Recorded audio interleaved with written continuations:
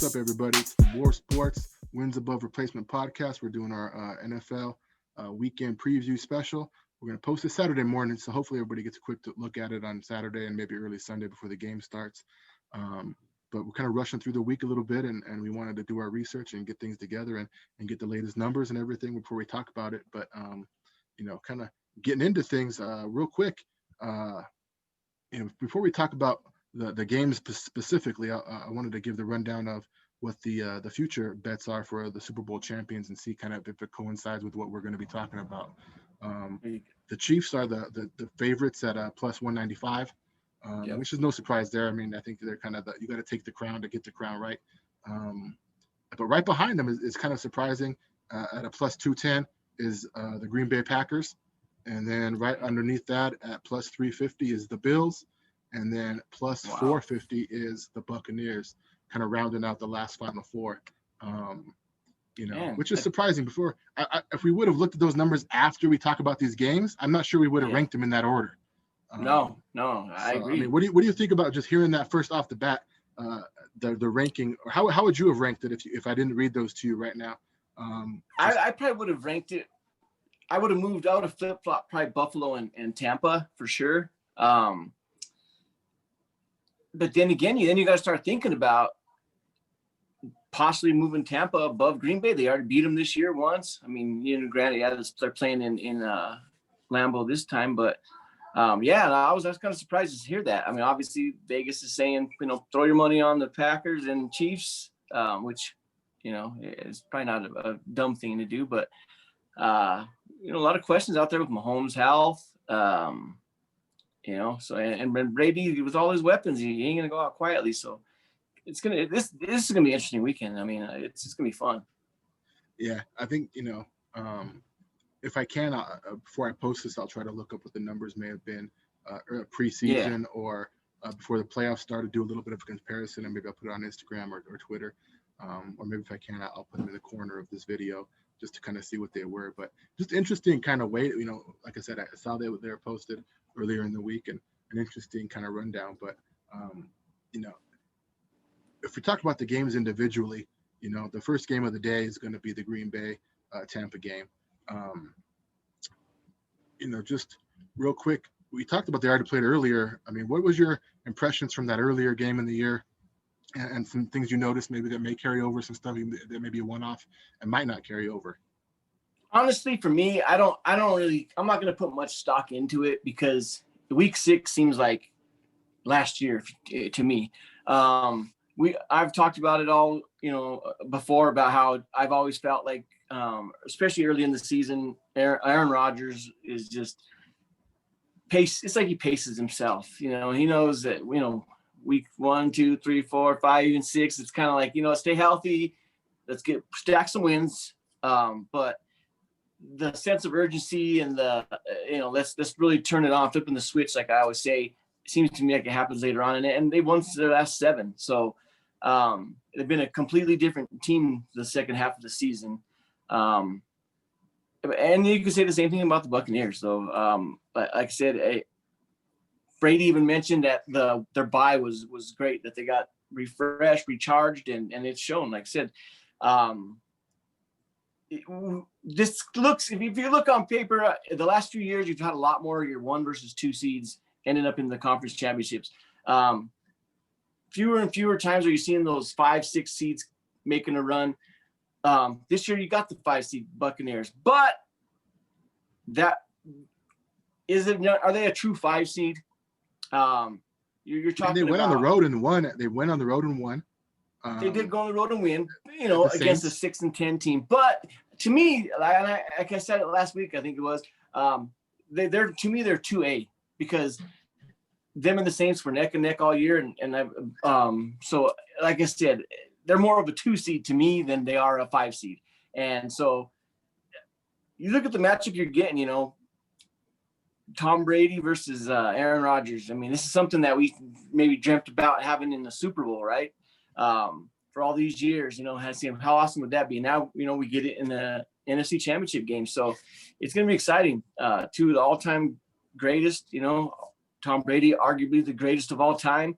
And Aaron Rodgers, who's, right there, trying to make his name up there too. It has one Super Bowl, and he wants to get that second one is big, so he wants to get that. We were talking about this off air, but bringing it on here, the discussion is, they did play Week 6 in Tampa Bay, which was probably near perfect conditions, right? Probably 80 degrees, a beautiful day, no elements. Tampa had the home field. Not that there was crowds or anything, but a small crowd in Florida. But still, when you look at the game that was played and just look at the numbers, let me read you a couple of things. Yeah. And then you compare this game from the box score and then what we remember of the game to the way Tampa's been playing lately. It's almost a tale of two teams, two different styles. And just again, from the box score alone, the score was 38-10, Tampa Bay. Tom Brady was 17 for 27, 166 yards, 2 touchdowns. But Ronald Jones, 23 carries, 113 yards, 2 touchdowns, 5 yards a carry. And then the backup running backs also got a big chunks of yards, but they rushed for 158 yards total. How often do you think in the last 5 games has Tampa Bay eclipsed the 158 yard or even 120 yard total? I mean, I think they've played well and they've been effective in the red zone as far as rushing, getting some first downs, kind of keeping some teams honest. But Ronald Jones, 23 carries, 113 yards, 2 touchdowns. He set the tempo for that game. Tom Brady, 166 yards. They were just throwing when they had to.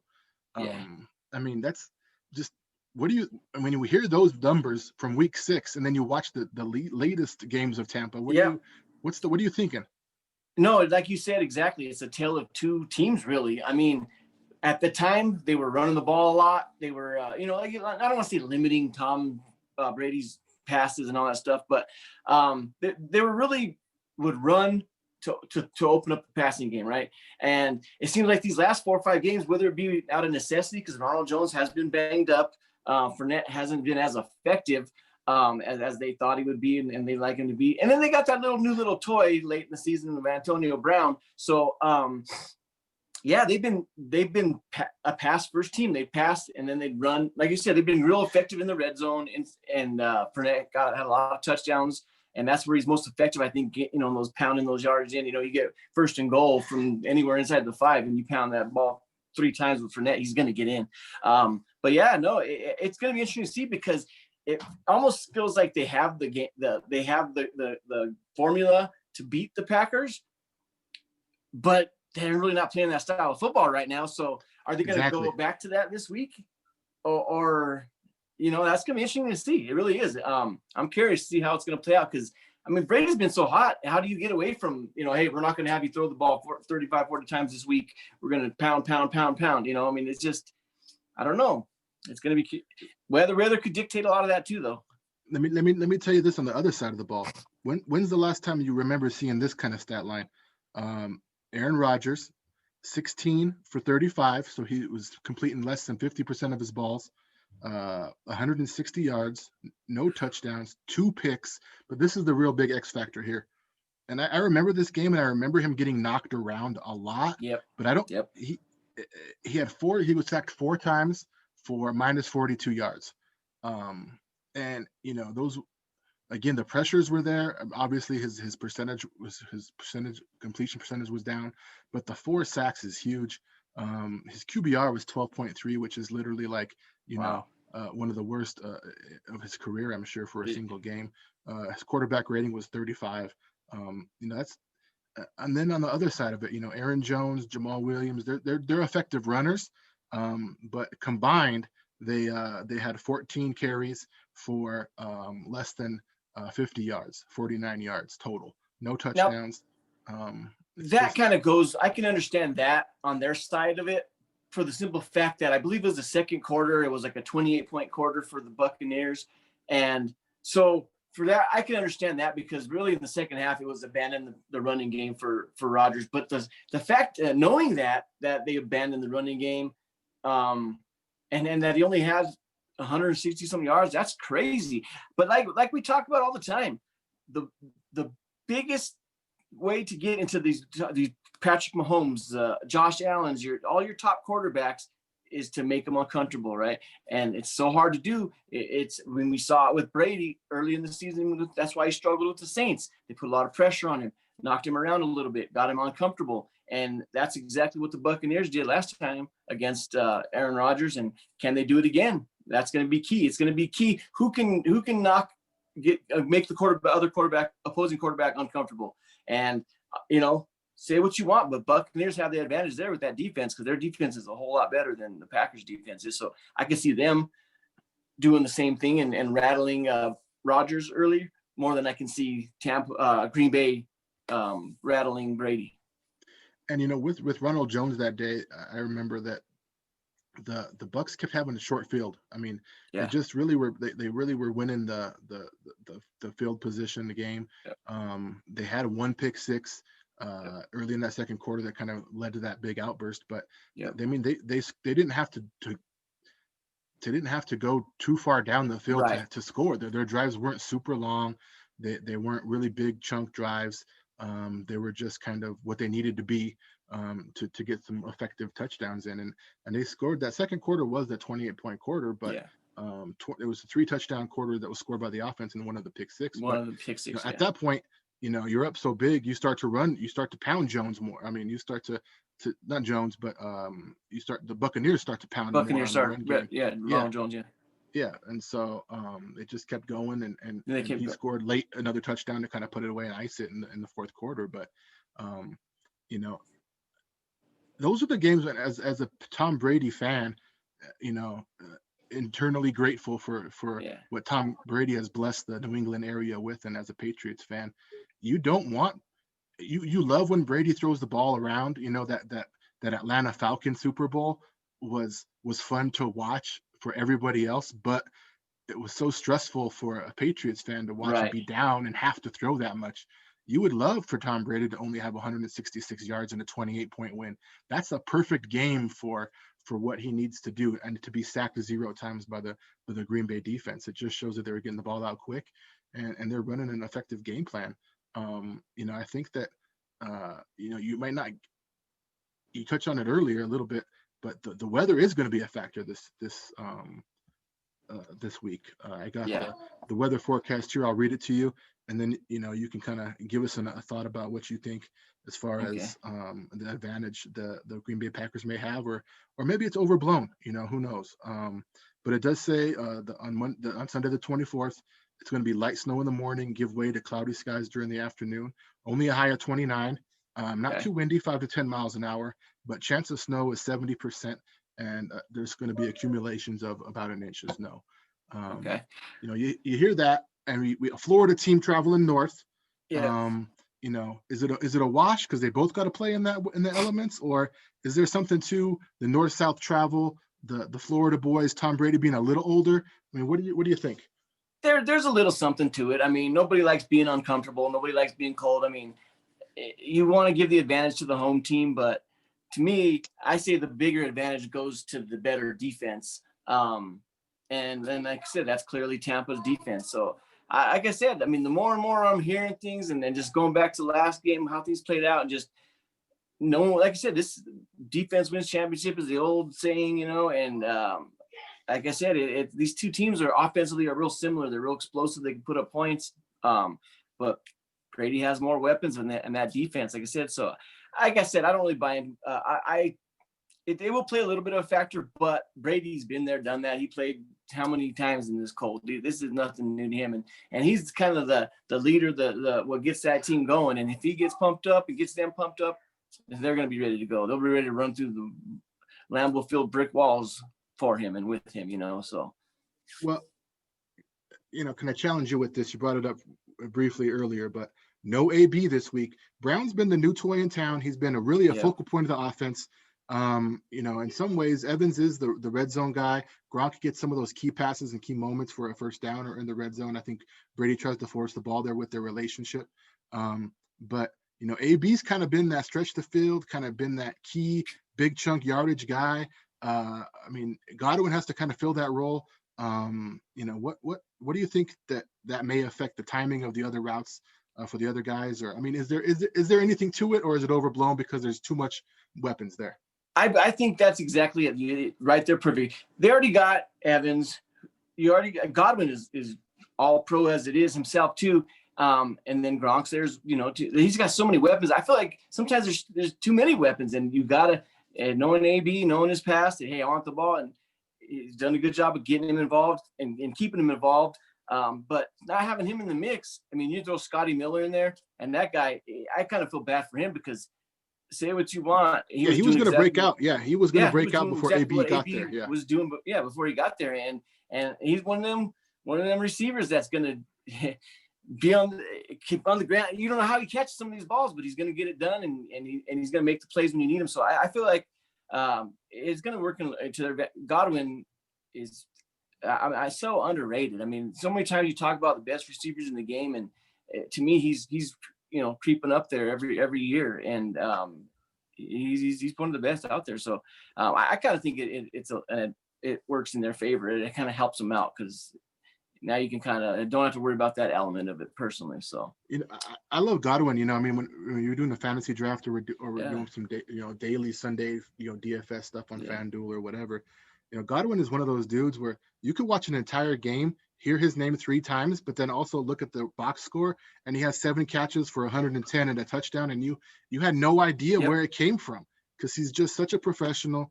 There's a few receivers like that where it's like he's just there to do his job, win some games, have a good time. He's not on Twitter. He's not everywhere. He's not trying to promote his brand. He's not Juju on the middle of the field doing his TikToks. He's not Mike Thomas crying on he's not that guy, that diva receiver. He's Tom Brady's type of dude. You know what I mean? Like, he is. Grind it out, and he's going to be rewarded. I think he's going to have a pretty good game this week. No, I agree with you, and he is. He's a professional. Like, if anybody could have and should have been upset or about Antonio Brown signing, it should have been him, because if anybody cuts into more, it is him. And he was, hey, come on, you're going to help us get to where we're going, then let's do it. And, call it saying with the right things, whatever, but he's shown it, and he doesn't complain. The ball gets thrown his way, he's making the plays, and like I said, so he's going to be ready. So, all right, so, coming down to the Green Bay side of things, we have Davante Adams over there. We know what they're going to do as far as tempo, that they're going to want to run the ball, try to set some of that, take the pressure off of Rodgers to make all those plays. I mean, how do you see their offense kind of pulling together and attacking that Tampa defense this time to avoid the same mistakes they made last time? Well, on their side of this field, you don't have as many stars, you don't have as much talent as what Tom has on Tampa, but Rodgers will he makes guys better than what they are. He gets the best out of them. Like, how many people knew who Robert Tonyan was before the season started? Lazard, sure. Every one of the receivers, you're just like, man, like, where's this guy come from? A couple of years ago, it was Geronimo Allison. I mean, these guys that you're just like, who are these guys? And he just makes everyone around him better. And like I said, him and Davante Adams, they're just on the same page. They just amazing how good those one heartbeat. Yeah, it really is. Yeah. I mean, that play just the other day when they put him in motion and Jalen Ramsey was following him, and Rodgers knew it, and Rodgers pump, boom, boom. That was just a thing of beauty. A thing of beauty. Yeah, it was. And it was just like Rodgers just. You could just see him survey, almost like how Peyton Manning used to do. You see him surveying the field. That he knows exactly what defense you're in, and he knows exactly where the weakness is, and he's going to attack, and he's going to find it. And like I said, he just makes everybody around him better. And like I said, Aaron Jones, for instance, as well. I mean, he wasn't really highly touted coming out, and he's been phenomenal since he came into the league. I mean, he's going to get a good payday here. I'm assuming from them here at the end of the season, but I mean, he's turned into a Pro Bowler.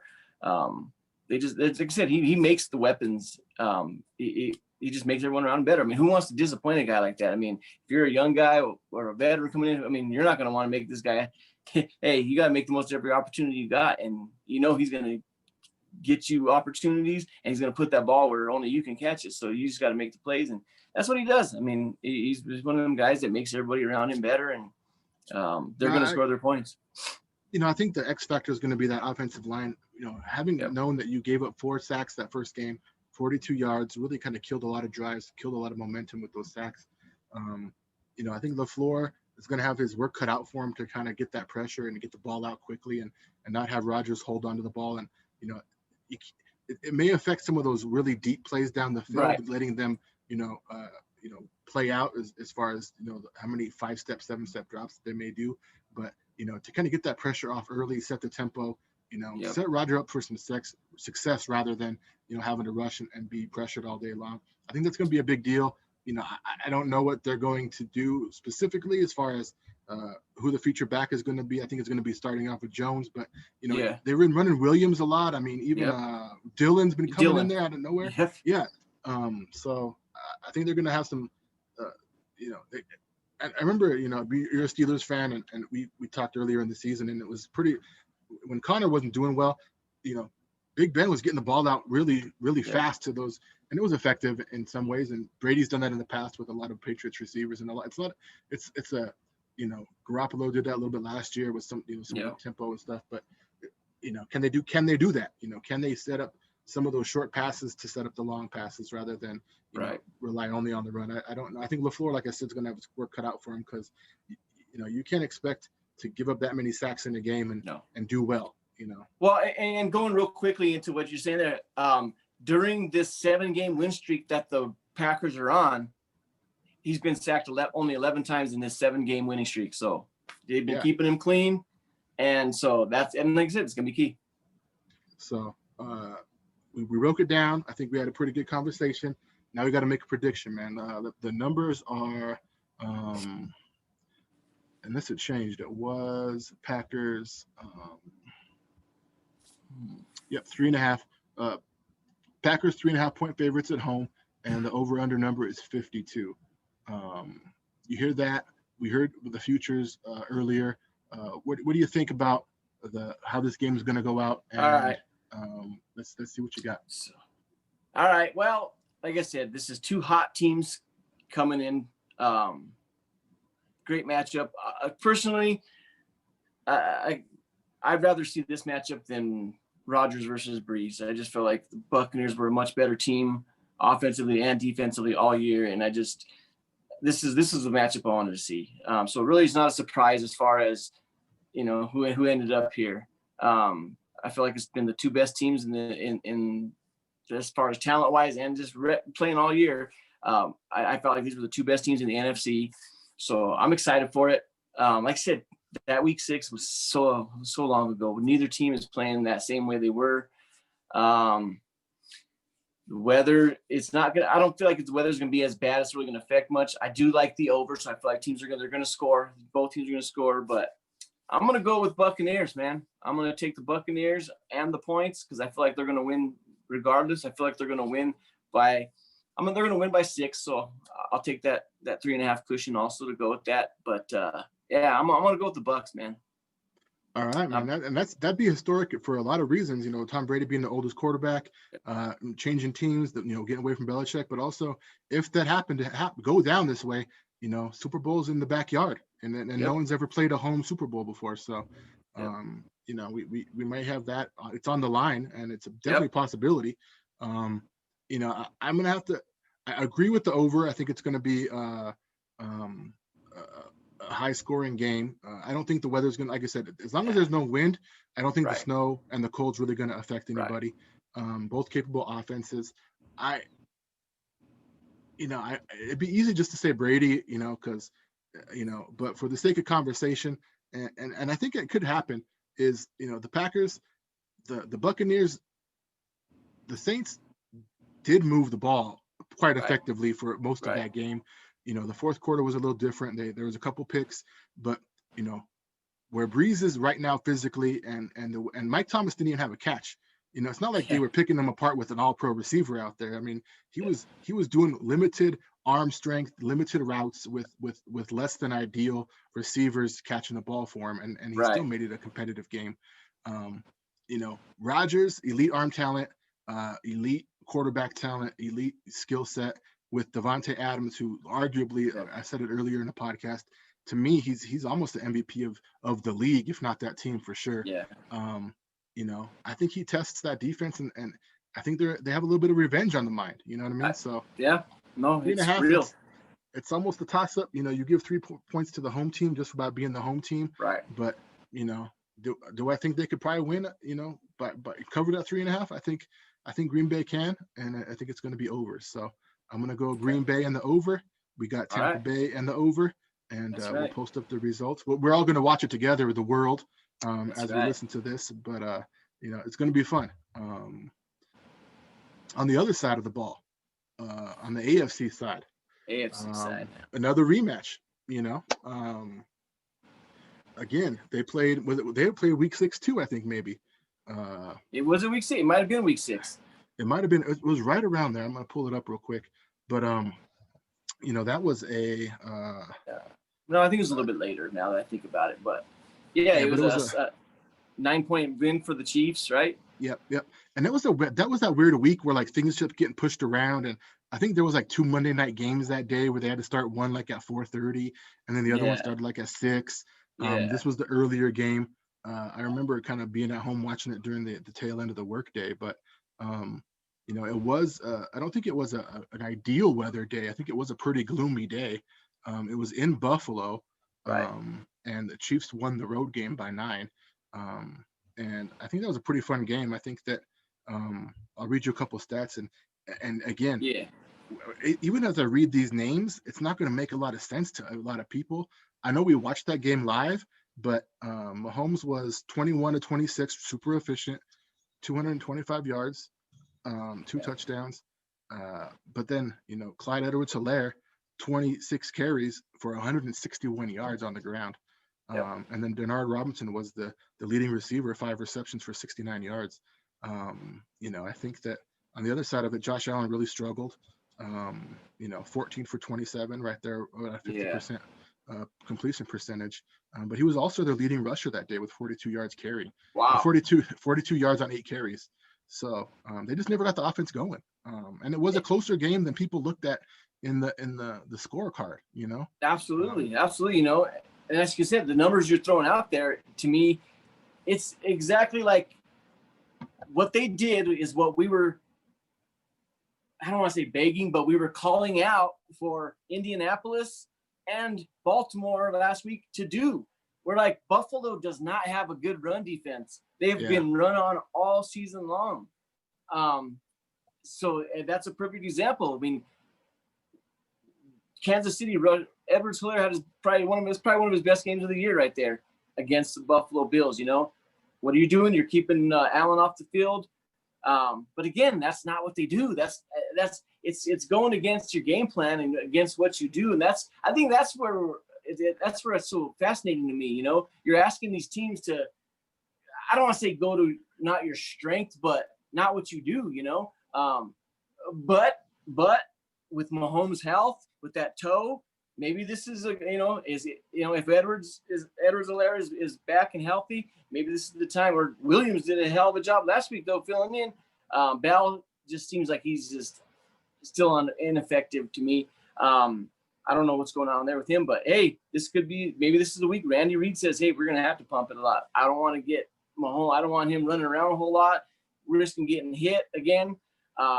So yeah, maybe that's they saw the recipe and say, hey, let's just follow it. Let's just do it again. Let's try to do it again. You know, it's weird to see that Allen was so effective. I mean, ineffective. I'm sorry. Because I mean, Kansas City's defense isn't nothing really that scares you. I mean, their secondary is probably their strength. I mean, they're Honey Badger back there and stuff. But I'm kind of surprised that he struggled so much. You know, what is weird to me too, that I mean, when you watch a Bills game live and in the moment, it's almost like teams feel like they need to match the pace of the Bills and they start to play out of themselves, and it's kind of like, I Exactly. mean, the Bills are good, but I mean, are they really like, they're not Peyton Manning back in the day, Reggie Right. Wayne and Marvin Harrison and Edgerrin James, and like we have to pace with these guys, and Right. we're gonna get blown out. Baltimore, they slowed it down. The defense Yeah. showed up, and Buffalo won that game. Really, it was won on the backs of the defense Yeah. of the Bills last week with the pick six and holding Yeah. them. They didn't do much offensively that was scaring anybody. Offensively, But yeah. yeah, I just don't know what it like. Why the is it the threat maybe the Bills have of Diggs and getting downfield and scoring quickly and maybe that quick strike offense, but there's something that throws people off where they feel like they have to match that tempo, and the Chiefs can match it. They're Yeah. one of the teams that could, and they have those weapons to do so. But it's weird that I talked about it before. Buffalo never really has been tested, but I just don't know why teams just get scared of the Bills right now. Yeah, and I know exactly what you're saying, but to me, I feel like, and I don't know, maybe this is some NFC East bias. I'm sorry, I feel a little bit from you, but I feel like they're better than you're giving them credit for. They're a dangerous team. I mean, they can put up points fast, but like you said, maybe teams are giving them a little too much credit and a little too much too soon. Like they really haven't earned nothing. I mean, they got their first playoff win last week. This first two playoff wins. So they really haven't earned nothing yet. This is a perfect chance right here to, hey, you're playing the defending champion in their place. So let's. This is really a chance to get to earn it, but they are explosive, and I'm just curious, Mahomes' health, how healthy is he, and just to see how effective he's going to be, because if Buffalo is putting up points, you're going to have a healthy Mahomes to be able to combat that and to keep pace with that. No, I agree. I think that if Mahomes, all things are even, there's no injury of any type, the conversation sounds different, but it does even the playing field, I think, a little bit. But I get what you're saying. Maybe I don't give the Bills credit. You got to start somewhere, right? You got to, every team that's won a championship started somewhere. They surprised somebody along the way. They took that leap one time or during the season or during the postseason to get a gritty win or to blow a team out or get a win that no one thought they can get. Very rarely does a team just show up and sneak up on you, torch the league from start to finish. Right. No one expected them to do so. I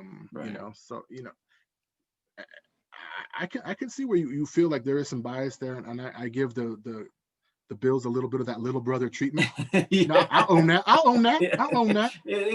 Just a little bit, because you said the last 2 weeks, but I get what you're coming from too, because like we said in the first week playoff game, we're like, where's Josh Allen, the old Josh Allen, going to show up and try to do too much and make the mistake he almost did, cost him too much. Last week their offense wasn't effective. Baltimore kept them in check, and in reality, Baltimore's ineffectiveness on offense really benefited the Bills, because it was more like Lamar was back to the early season Lamar last week. Struggled with throwing the ball downfield. They couldn't really run the ball a whole lot. I feel like they kind of got away from it running as much as they should have. I would have ran it a lot more. Like I said, they do got to come. You got to take those steps. I mean, we saw it with Mahomes when he came out. He stepped in. It was, I remember it clear as day when I think it was a blowout against the Broncos. And I could be wrong. I think the Broncos were winning that game. It might have been even kind of snowy, but he came in his first game of the year, and I think he scored 2-3 touchdowns in the last quarter or whatever. And I was like, everybody was like, wow, this guy can throw. Where'd this guy come from? And then the next year he took over for Alex Smith, and it's just kind of, they took that first step, and then last year they bust down the door. And so, maybe it is a little early for Buffalo. I'm sure the Chiefs are saying exactly that, saying, hey, you got to come through us first, and they want to let them know that, hey, we're still here. You guys gonna, lick your wounds and come back next year and try again. But no, I remember, man, like I might date ourselves a little bit here, but it must have been 13, 14 years ago, when I think it might have been a Monday night game, Packers versus the Cowboys. Didn't Brett Favre got hurt early in that game? Aaron Rodgers comes in. Yep. Like and it was like you had to stop like you were calling Yeah. your friends up. I'm probably paging people like, yo, Dion, man, who's this Aaron? Like we knew who he was because all we knew who he was that he Yeah. the guy who fell in the draft. No Yeah. one We knew how just good remember he his was. faces. Yep. Yeah. Yep. But Exactly. then all of a sudden it was like boom, boom, boom, boom, boom. It was like, this dude is the future. Yeah. That was the same Mahomes moment that you just described. I mean, you have to Yeah. take that step, Absolutely. and what better Absolutely. way than this week for Josh Allen to say, I'm the only game on TV at the time. There's no other Yep. competition. All eyes on me. I'm going to Kansas City. I want to prove I'm on that level. I want to be a Pat Mahomes type. I want to get my Madden rating to 99. You know what I Yeah. mean? Like Yeah. who knows what he's thinking, what his real motivation is. But um, you know, again, do I think they're going to go in there and win? I want to think that one, Andy Reid has experience because he's coached in tons of playoff games with the Eagles and the Chiefs, and two, I want to think that Mahomes is going to go out there and play within himself and not have to win the game just on his arm alone. Okay. But they got Kelsey, they got Hill, they got complimentary. Hardman is a decent complimentary receiver. Williams is a good effective back. I think that Bell can still be effective at some time, but He's got to be. you got to be better than he has been. So He's too big and talented. I just don't understand how he's not becoming more effective. But so here's the numbers on the Chiefs game. Yeah, what we got here for the numbers? Same thing, right? 3-point favorite at home. Over unders number is 54.5. Okay. What do you when you hear those numbers and you hear that the Chiefs are the favorites in Vegas to get to the Super Bowl? Okay. What do you think there? Obviously, weather's not going to be a factor whatsoever. Both teams playing this stuff, they probably both in a way kind of want some of that rough weather. That's just, it seems like they get up for those type of games. But I'm going to start off by saying this, man. Kansas City's defending champion. Mahomes is, to me, by far the most talented quarterback playing right now. Is he going to win multiple Super Bowls? He has to. Seems like a class act guy. The contract he signed is something similar like to what Brady did with his, when he was there.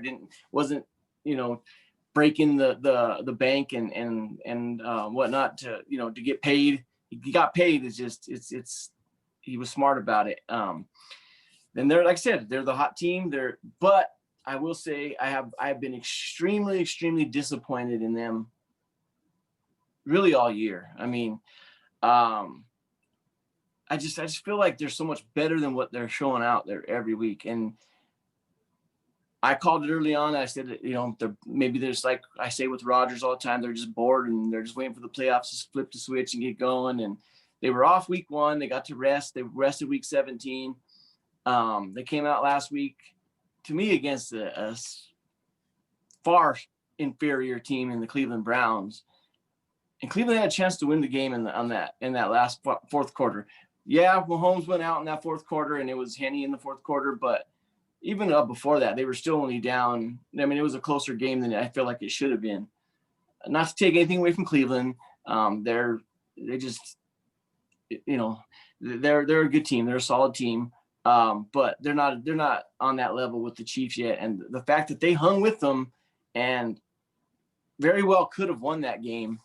I've just been disappointed in them all year. And I think like this is the week that the injury is going to be too much. The lack of home field is going to be too much. And I feel like this is the week that I'm going to take the over and I'm going to take the Buffalo Bills to win this game. So I'm going to take the points. At every point you want to give me 3 points, I'll take the 3 points because Buffalo Bills are going to win by 6 or more. Outright winners. Man, that's okay. I mean, I gotta disagree. Like I said, I gotta lean on Andy. I gotta lean on you're gonna get Kelsey in space. The dude doesn't want to lose. He's a gamer. All you got to do is get Hill once or twice open in some space and get him, going downfield on a couple of deep routes, and it takes care of some of those other things that you can't do. Manage some drives. Run when you have to. I got to lean on the experience of Andy Reid, the Yeah. Kansas City Chiefs are going to be sleeping in their own beds. Yeah. Um, a 75% Mahomes, is he still better than most of the other quarterbacks in He the is. league? He is. Probably. And then those weapons again. I love Diggs for sure. That was one of the best Yeah. offensive additions in the offseason for any team. But Yeah. the lack of run game for the Bills still concerns me. Um, you know, they use the tight ends. Knox seems to get open when he needs to. Yeah. Beasley seems to get open when he needs to. But You got to have they're that threat of running game. Yeah, I yeah, agree. their best runner is still Josh Allen, and I don't love that. Yeah. There's not even for Lamar. I don't love that he's their best runner, but at least they have other effective runners in Right. Gus and Dobbins when Right. they needed them. And I that's one just thing with Kansas City. Kansas City's been effective running the ball when they've had to, or they have been. So yeah, I can see the over happening. I That kind of implies it might be a shootout, right? Because I don't think the Bills would blow the doors off of the no, Chiefs. And no. if to me, with your logic, I'm going to use it against you. If it's going to be a shootout, that means Mahomes is effective enough to score a Yeah. bunch of points. Yeah. Why No, wouldn't he win? So I think that if you're thinking it's going to be high scoring, that that makes means sense. both teams are going to be going. And if Yep. both teams are going, I'm going Chiefs. And you know, I like the over too, just because I think that it's going to start slow and then build some momentum up, and then they're going to Yep. start seeing some of those quick strikes on both sides. And Okay. but I do think that the Chiefs win. They cover the 3, and it's not as close as it was. Uh, Okay. the Yeah. ending score doesn't look as close as the game really is Right. for most of Right. it. So Yeah. that's just kind of where I'm coming from, and Sounds like I need to go to Vegas and put down some money, huh? On my odds. I took the bottom 2. I can I make was some gonna money, huh? say, you're gonna make money on the underdogs. Put a couple units down. That's right, and then hit the parlay, right? You get that Bucks Bills parlay, and then you That's put the right. Bucks in the Super Bowl at that plus 430 or whatever it is. You're gonna make some Yep. money off that. But it'll be fun. The Final Four, like I like to say, Yep. it's the Final Four, man. This is, to me, in a lot of ways, growing up, I love this weekend and this Sunday more than Super Bowl Sundays. It, And even when unless my team was in it, you know what I mean. But if my team's not in it, this is the weekend of the year, and the conference championship games always has been in my heart. And it is. It is, like you said, because, and I was telling this someone not too long ago. I winning the A in our side of where we're at. Winning the AFC Championship game, to me, it's almost better than winning the Super Bowl, for the simple fact that after Sunday, my team wins the AFC Championship game. For the next 2 weeks, everybody's talking about my team. All the news is about my team. Everything, the media day to the travel, everything is about your team. And honestly, it's the Super Bowl is great. We both, you've had numerous victories. I've had, in my older age, I've had 2, and it's great. I'm not gonna deny that. But as soon as this, and nowadays with the way social media is and the way NFL Network and everything is so bam on to the next. As soon as you win the Super Bowl, I feel like they applaud you Monday, and by Tuesday it's already talking about the draft. It's like you're done. Yeah, hey, we're champions, but it's like it's over with. We're already on the next season now, Whereas you win that championship game, you got 2 weeks where you are the team, So no, I mean that's true. Very much the focal point. And for 2 weeks, there's a lot of hype that goes into that. yeah, A media day and all that stuff's going to look way different this year. Fan fests and other things, and we're going to deal with the COVID fallout. But you know, just being that, in our late teenage years into our 20s. yeah, I love the AFC Championship game personally because it was Manning, Brady, yeah, Roethlisberger. Those names were always yeah, there. yeah, And those were the top quarterbacks in the NFC had really good teams and really good and I'm never going to take nothing away from that, but there was always something about getting up of Peyton Manning in the AFC Right. Championship or in the playoffs, or there was some, who doesn't want to beat Tom Brady? You know what I mean? I know the Yeah. Broncos kind of had a little run here, beating Brady up a little bit, and a couple, but those were the marquee matchups. Yep. Of quarterbacks. Absolutely. At those times, and I always liked that, but. Always knew it was a collision course from the beginning of the season of one of those three. Yeah. It would be, Brady, Manning, Roethlisberger, and one more, whether, it's a Flacco or, whoever coming in there, someone coming in there, and Mark Rivers Sanchez even, a couple times. Mark Sanchez, and so you knew it was a collision course. Who could get the seeding to get to try to avoid one or the other, it was just a blast, and like I said, I mean, it is nothing like winning a Super Bowl. When we finally won it in my older age, when I was old enough to remember, in 2005, it was great. And now I'm looking forward now. My sons watch the games with me every Sunday, and that's my next milestone, if you will, that I can't wait to win one with my boys and to enjoy it with them now that they understand and they know what's going on and they're as passionate as I am, but. Yeah, championship game, it's great, so to all the fans that still have their team alive, hey, enjoy it, soak it up, in the AFC side, those two teams are going to be there for a while, but nothing's given, nothing's guaranteed. And on the NFC side, hey, Brady, who knows how much longer he's going to do it. Rodgers, who knows how much longer he's going to be at the top of his game, so enjoy it. I mean, Rodgers was last there in 2010. So yeah. It goes to show you one of the best of the game. And the last time he played in the Super Bowl was 11 years ago, so.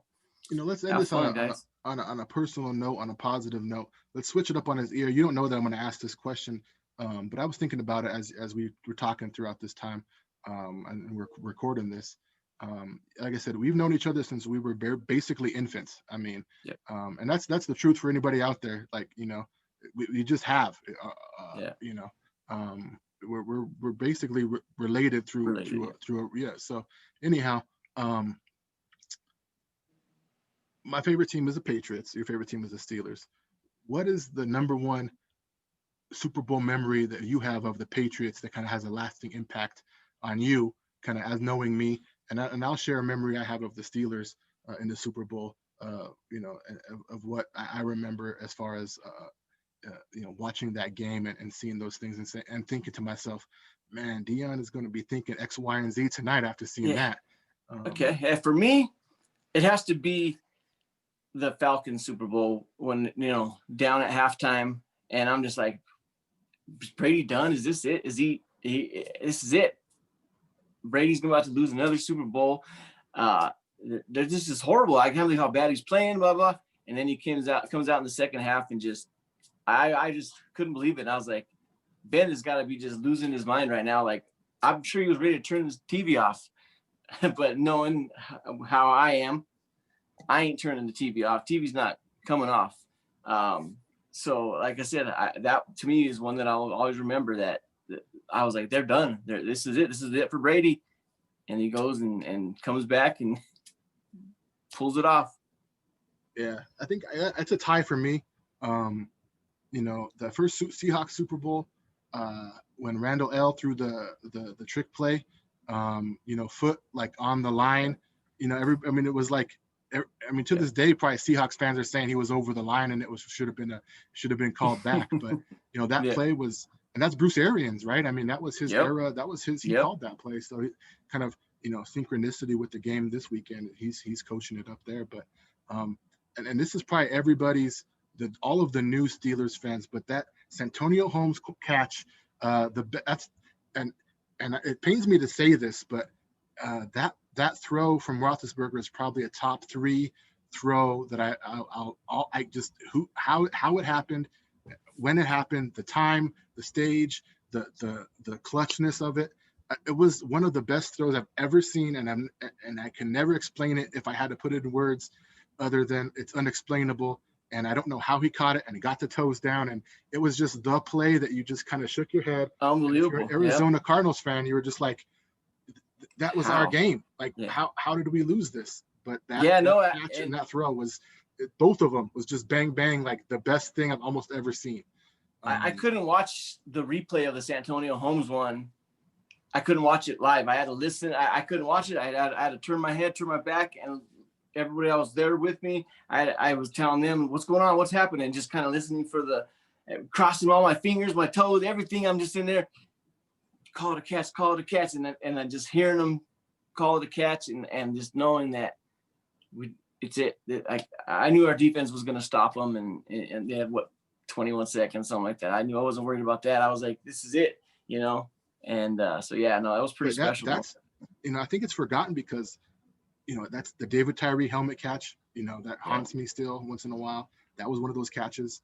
Edelman's catch in that Falcons game where the ball was literally floated in air and he kind of had to snatch it. And, but that's like the throw and the catch together in the same play. Yeah. It was what made that Pittsburgh Green Bay game. Oh, no, Pittsburgh, Arizona game. I'm sorry.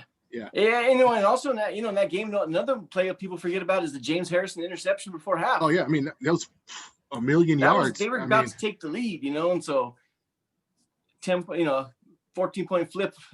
Big, great memories. It feels like a lifetime ago for me now, being, 42 years old now. And, my wife was pregnant with my oldest son at the time of the Seattle Seahawks Super Bowl. And so he was too young to really remember the Cardinals one, but I mean, now he's gonna be 15 this year now, and so it's been a while for me. So I've been dying. And that's the thing. We've had the same group of guys on a group chat for about 10 years now. We do fantasy football together. I've watched probably every Super Bowl for the last 20 years with these guys at our house. You've come over before. Meet up at their houses, and they're probably gonna listen to this. I hope they get to hear this before Sunday. But this is one of those years, and to get sentimental a little bit, like we're breaking tradition. We're all gonna be watching at home, being safe, being responsible. But we're gonna be missing that piece of it. And next year when fantasy football draft comes around again, we're all gonna be in the same place. Hopefully, maybe having a picnic or a barbecue or a cookout or something. And we're gonna be talking about all this same stuff of, hey, remember that game and remember this, and that's what makes this time of year fun. And to all of our dozens and dozens of fans out there, I hope you feel the same way with your friends too. And that's what sports, that's why we started this all about, right? It brings people together.